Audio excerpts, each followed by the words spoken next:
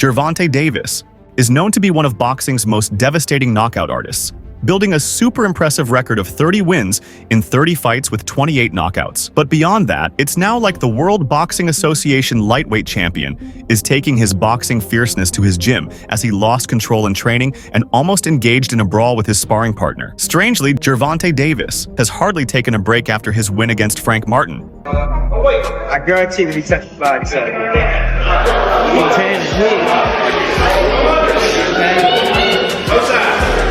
As he resumed training with the Olympics team almost immediately. Just after that, he's back to his gym with his coaches for his individual training sessions. More than ever, the world champion is ready to take his career to the next level by fighting in a unification match, and in preparation for that, Gervonta Davis has been training rigorously. In his most recent training session, he was sparring an opponent clearly bigger than him. Hence, while Gervonta Davis would easily knock out sparring partners around his weight class, this particular one was a little tougher because of his size. While Gervonta Davis threw punches at him, he ate some of them successfully and fired back.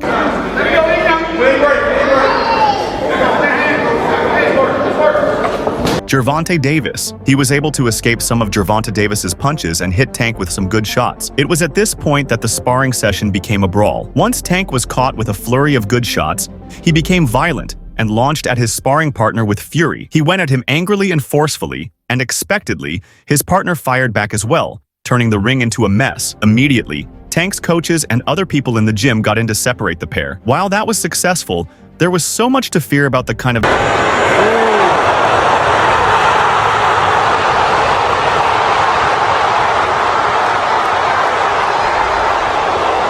Gervonta Davis that the world of boxing will be seeing in the coming months, as he's looking like a more dangerous beast than he's ever been. Before his fight against Frank Martin, we saw glimpses of this, but we all thought it was a casual stunt. His coach Calvin Ford and former promoter Leonard Ellerby both attested to the fact that the Tank Davis that returned from a 14-month layoff was a beast that had never been seen since his career began many years ago. Before his fight against Frank Martin, Gervonta Davis was absent during the media workout. However, his coach Calvin Ford was there to represent him. Speaking to Fight Hype, Davis's coach Calvin Ford urged people not to read into the no-show too much. Been waiting for this for a while. It's been a while since we've been in the ring, so we just want to come out and put on a great performance for the fans. It's all about the fans at the end of the day.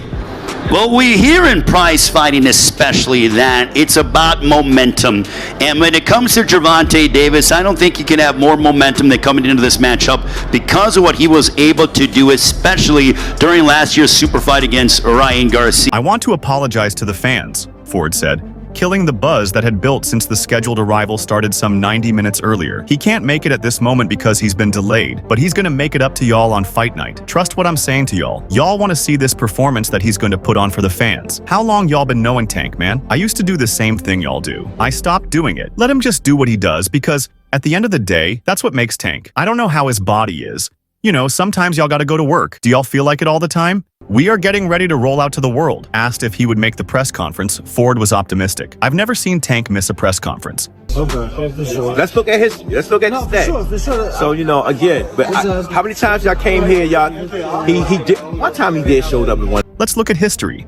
Let's look at the stats. Finally, Calvin Ford then warned Frank Martin on behalf of his absent fighter, Gervonta Davis, saying, "We're back in business. We've been waiting for this for a while," Ford said of Davis's first fight back after 14 months. "We want to put on a great performance. We want to put on a great performance for the fans at the end of the day. Watching him in camp, it scares me because of the things he's doing and his maturity when he gets in that ring. He'll hurt Frank Martin. I've seen him listen to a conversation." Dude, the conspiracy theory, there's no concerns, you know. No, we great. Yeah. We great. Trust me. Y'all want y'all guy to come out and put on that show for y'all. Trust me. Because I'm looking for that fight where we had back in the days when y'all said, yo, that was an epic fight. Listen to what's going on, and he's real focused. However, Gervonta Davis, while the grand arrival was going on, was spotted out on a run in Vegas. At the time of the grand arrivals, Leonard Ellerby was even more bullish on Davis. When you look at the younger generation, there is one name that rings everywhere. Tank Davis, said Ellerby. And he's the most exciting and dominant fighter in the entire world. When he steps into the ring, he wants to make sure he gets their ass out of there. He doesn't want unanimous decisions. So Davis a monster. Canelo ain't scared of him. Well, it's just business at the end of the day. Well, yeah, like, because there's people who are beginning to believe the fight will never happen. And I kind of refuse to believe that because Canelo, every time we say he won't fight someone, he inevitably does and shuts everyone Man, up. boxing, this shit is different. He gives fans exactly what they want to see with an edge-of-the-seat performance. You know he's going to get a knockout at some point in the fight, and it will be no different Saturday night. Making a rather controversial statement about the Tank Davis versus Frank Martin fight, Leonard Ellerbe claimed Tank will ultimately deal with his opponent. During the final press conference for this weekend's fight between Gervonta Davis, Frank Martin, Mayweather Promotions' former CEO Leonard Ellerbe took to the podium to explain to the public why Martin might be in over his head against Davis.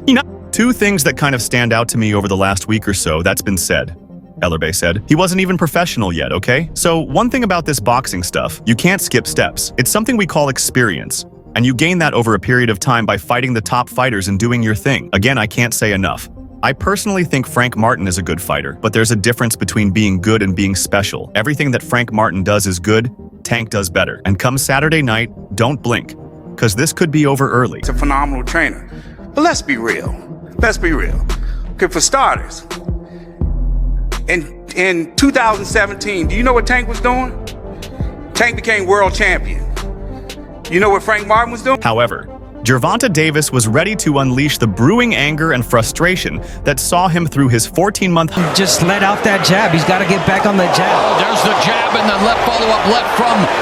I know he does not want to open up. He doesn't want to give anything to Davis, but again, He looked ready to unleash all of his wrath on the Ghost, and should things go as he planned, he's set to have the most devastating knockout victory ever, looking to be even better than that of Leo Santa Cruz. In a recent feature with PBC, he looks back to his 24th fight against Leo Santa Cruz when asked about his best stoppage. Leo Santa Cruz. In training camp, I was running everything for Leo. Every single thing for probably like 2 or 3 months. I knew that his output would be high, right? So I knew my output would need to be at least as high or close, and I had to pick my shots because of what type of fighter he was. He was someone that's not going to stop, and if he feels like you're breaking down, that's going to give him the edge to pick up. They felt that I was going to break down, but I was on my job so much that I was ready for everything that he threw. Tank took 2 right hands to his guard from Santa Cruz and spelled only his 2nd career loss. As much as the shot was worthy of any highlight reel, Tank also relished his audience. He smiled as he set the scene. I wound up knocking him out in front of his dad in his corner, so it was crazy. Speaking ahead of his fight this weekend, he said, "Come June 15th, I ain't ready with a load of talk." Wait, I'm fighting. Derek, nobody fight. I'm a fight. Once again, things heating up already for this main event, the WBA lightweight champion. Martin's a frontrunner. They think they are thugs and stuff like that, but I'm telling you, it's a different beast in front of him. It's a different beast. Nobody's going to be able to save him on June 15th, and it's a lot of stuff built up. It's a lot built up, and I'm going to take it out on him. I'll see y'all June 15th. Take your seats. I ain't none of them. I ain't none of them. Yeah, it's time. It's time. For sure.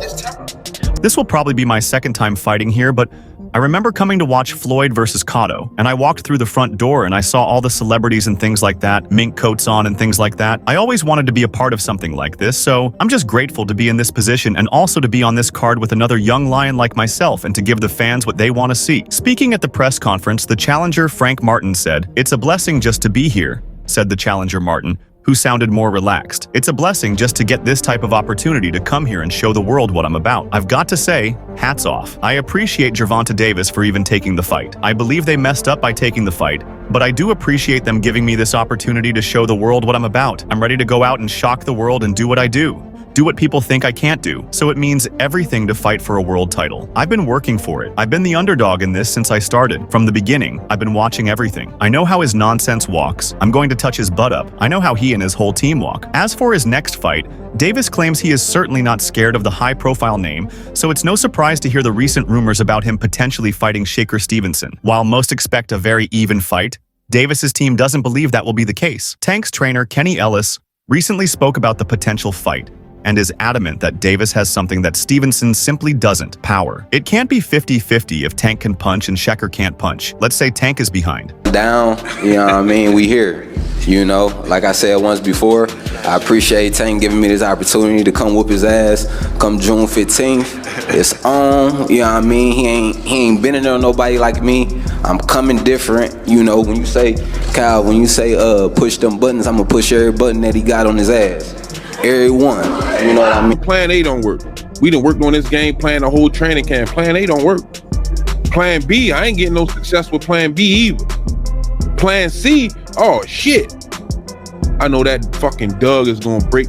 And he's got to get himself out of trouble, and that motherfucking hammer is going to get him out of trouble. Now, let's say Shakur's behind, and he's got to get himself out of trouble. How's he going to get himself out of trouble? He doesn't have a hammer. Via Cigar Talk on YouTube. Ellis does concede that Stevenson can box and has great IQ, but he claims Davis does too. Tank's trump card is his incredible power, which Stevenson simply doesn't have or hasn't shown to this point so far. Ellis ended up taking it a step further, really laying into Stevenson and giving him no chance. Tank is faster, he's bigger, he's stronger, he's smarter. He ain't got nothing on Tank. If it goes 12 rounds, I'm walking away from boxing. Shakur Stevenson, however, will defend his World Boxing Council lightweight world title against Joe Cordina on October 12th in Riyadh, Saudi Arabia, as part of the main event featuring BBV versus Dimitri Bivol, in a mocking attempt to make fun of the fight. Because he's not going to let you fight Tank. Whoa. See? He contradicted himself.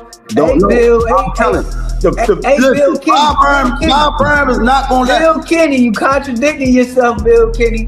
Why does Bud leave him? That's cool. Gervonta Davis's co-trainer, Kenny Ellis, tweeted on Instagram saying, "Get your tickets now." As soon as Stevenson learned of the comment, he took to social media to respond to Ellis, posting a screenshot of Ellis's daughter's 7-3 record and teasingly saying, "Come on, at the rate Coach Kenny Ellis, stay focused." Stevenson expressed his belief that 3 defeats in 10 fights are too many. Shakur is trying to rise to fame and prepare for a potential matchup with Tank Davis. His stock has fallen as a result of his recent poor performances against Artem Haratunian and Edwin de Los Santos. Thus, so she comes in against Shakur before Stevenson. 4 corners in here and ropes around. That's to keep the fighters inside the ring. There's the frustration. There's the ring.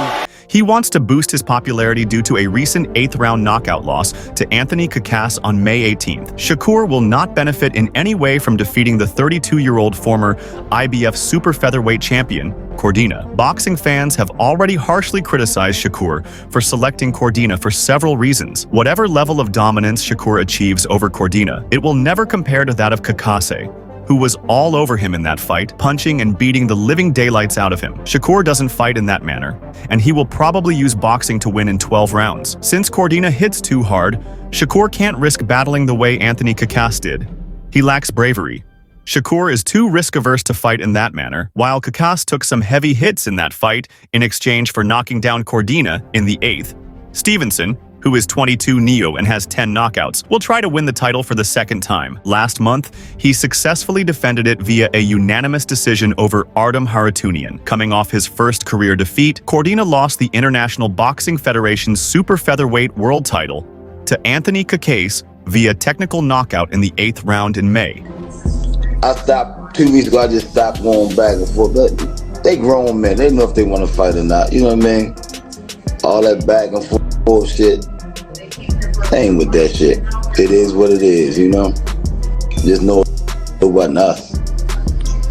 I mean, listen, like I tell people before, as fighters, those two, going at it, throwing, they 1-2, that's acceptable. That's expected in the game, in the level of. As for Gervonta Davis, after Vasyl Lomachenko canceled on him, it's been said that he would take on Shakur Stevenson instead, although there are several conditions that must be met before we witness the pair come together in the ring. The fight between Gervonta Davis and Shakur Stevenson pits two world champions with extremely different approaches to boxing against each other. It is without a doubt one of the highest level fights to be made in the sport. Tank Davis has knocked out all but 2 men who stepped through the ropes with him, often giving away rounds early in order to close the distance and unleash when the time comes. Stevenson does not give away rounds. In fact, he makes it his business to win comfortably without taking much back at all. According to CompuBox, opponents land on him on average just 5 times per round. Davis holds the World Boxing Association lightweight world title, and Stevenson the World Boxing Council.